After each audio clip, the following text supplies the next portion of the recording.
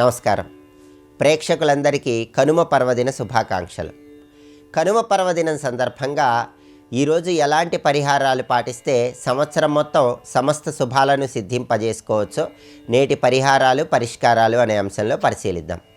ప్రధానంగా కనుమ పర్వదినం అంటే సకల దేవతా స్వరూపమైన గోమాతను, ధర్మానికి రూపమైనటువంటి వృషభాన్ని పూజించేటటువంటి పర్వదినం కాబట్టి ఈరోజు సకల దేవతా స్వరూపమైన గోమాతకు ఆహారం తినిపించడం ద్వారా సమస్త శుభాలు కలుగుతాయి.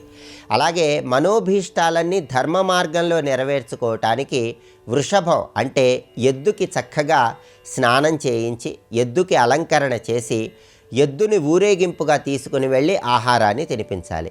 ఎద్దుకు ఎవరైతే బెల్లంతో తయారు చేయబడిన పదార్థాలు తినిపిస్తారో వాళ్ళ జాతకంలో ఉన్నటువంటి గ్రహదోష తీవ్రతను తగ్గింపజేసుకొని సమస్త శుభాలను సిద్ధింపజేసుకోవచ్చు.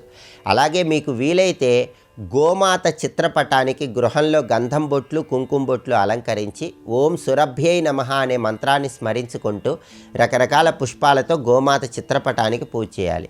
లేదా దగ్గరలో ఉన్నటువంటి గోశాలకు వెళ్ళి గోశాలలో గోమాతకు ఆహారం తినిపించిన తర్వాత గోవు చుట్టూ ప్రదక్షిణలు చేయాలి. ఇలా చేయటం ద్వారా గోమాత సంపూర్ణమైన అనుగ్రహం కలుగుతుంది, సమస్త శుభాలను సిద్ధింపజేసుకోవచ్చు.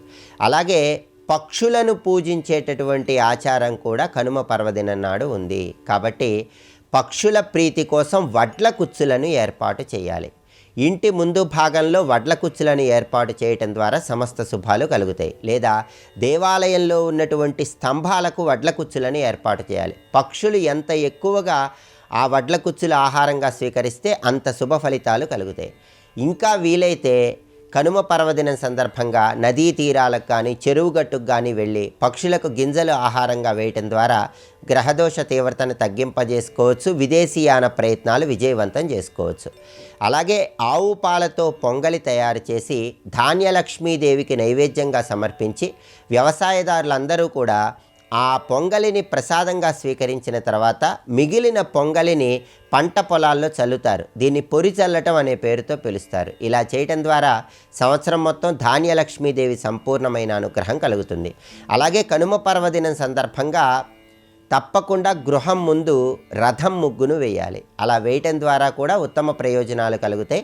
గ్రామదేవతా స్వరూపాలైనటువంటి పోలేరమ్మ, నాంచారమ్మ, పెద్దమ్మ, పోచమ్మ ఈ దేవాలయాలు దర్శనం చేసుకోవటం, గ్రామదేవతలకు కనుమ రోజు పెరుగన్న నైవేద్యం సమర్పించడం ద్వారా అనారోగ్య సమస్యల తీవ్రతను తగ్గింపజేసుకొని ఆరోగ్య ప్రాప్తిని పొందవచ్చు. కనుమ పర్వదినం సందర్భంగా ఈ ప్రత్యేకమైనటువంటి విధి విధానాలు పాటించండి, సమస్త శుభాలను సిద్ధింపజేసుకోండి. కనుమ రోజు ఎట్టి పరిస్థితుల్లో ప్రయాణాలు చేయరాదు.